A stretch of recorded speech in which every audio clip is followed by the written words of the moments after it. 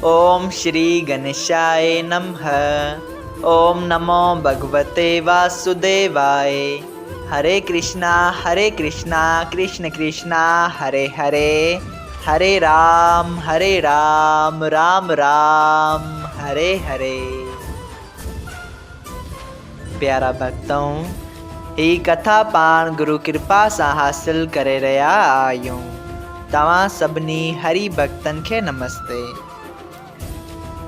श्री गणपति सरस्वती जो दरे ध्यान करिया थो मां भागवत महापुराण जो बयान, जंहिंमें व्यासदेव ऐं श्री सुखदेव जी कयो आहे श्री कृष्ण लीला जो गुणगान। सभई चओ जय भागवतम महापुराण।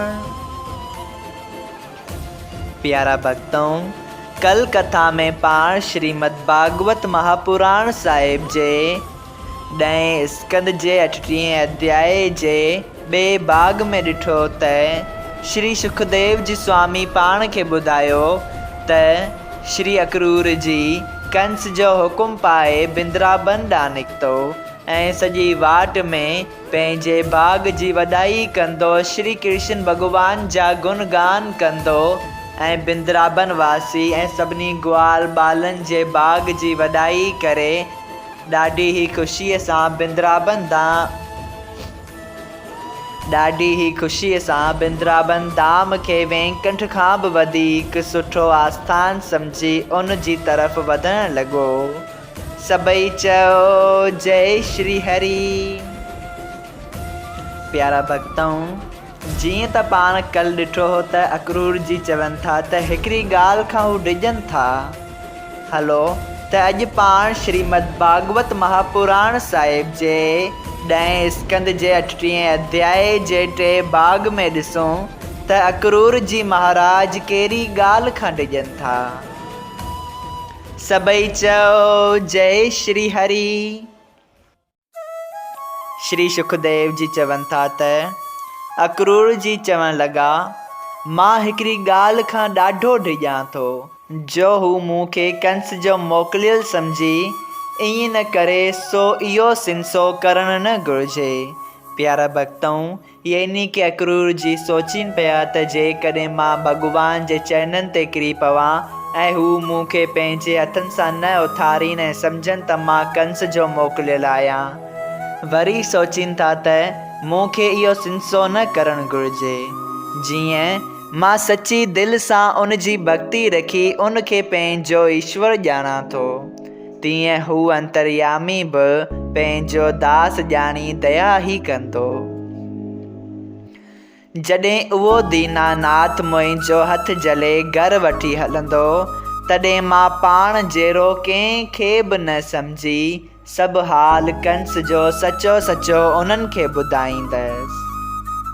संसार जीवन जो माया रूपी रसीअ में ॿधिजी रहण ते मुक्ति थियणु मुश्किल आहे, पर दीन दयाल मूंखे पंहिंजो ज़ात भाई सम्झी ज़रूर भवसागर खां पार लंघाईंदो।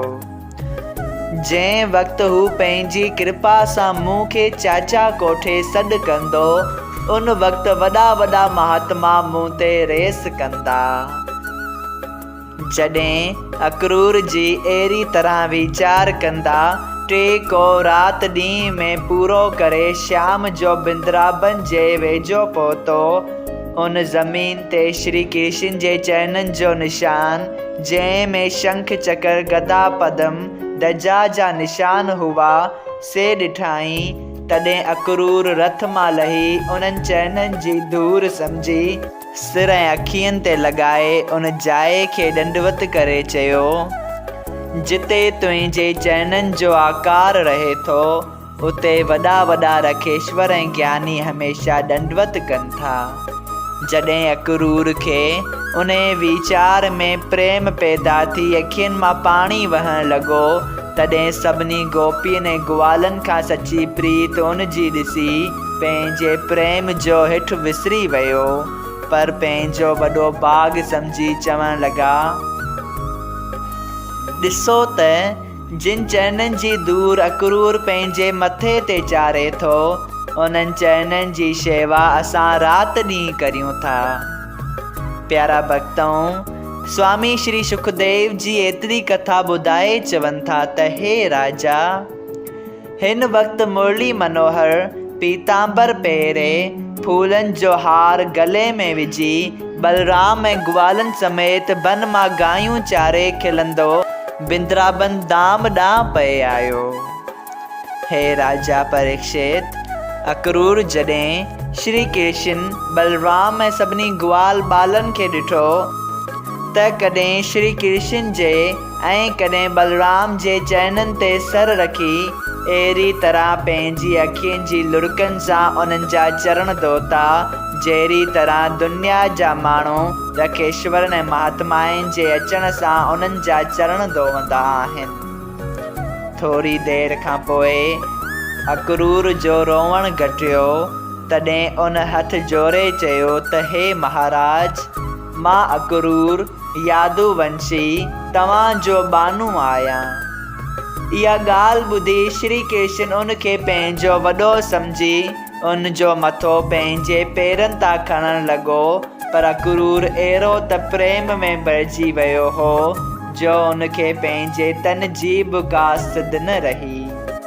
तंहिं करे बलराम हिन जी अहिड़ी प्रीत ॾिसी उन जो मथो पंहिंजे हथनि सां मथे खयो ऐं चाचा चई ॾाढे आदर भाव सां गले सां लातो।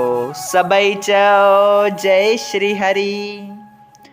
जॾहिं हू ॾाढे ई आदर भाव ऐं प्रेम सां अक्रूर जीअ खे पंहिंजे घर वठी विया, तॾहिं नंद अक्रूर जीअ सां गॾियो। जॾहिं मोहन प्यारो ॾाढे प्रेम सां आसन ते खेसि विहारे पंहिंजे हथनि सां उन जा चरण धोअण लॻो, तॾहिं अक्रूर शर्मिंदो थी पंहिंजा पैर मुरली मनोहर जी तरफ़ां छिकण लॻो, पर श्याम सुंदर संदसि पैर न छॾे चयो त हे चाचा श्री, तव्हां असांजे पीउ जी जाइ ते आहियो, तंहिं करे तव्हांजी शेवा करणु असांजो फ़र्ज़ु आहे।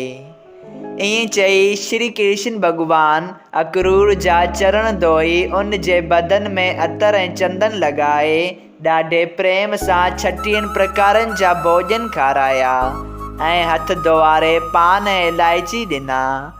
अक्रूर खाई पी पलंग ते लेटियो।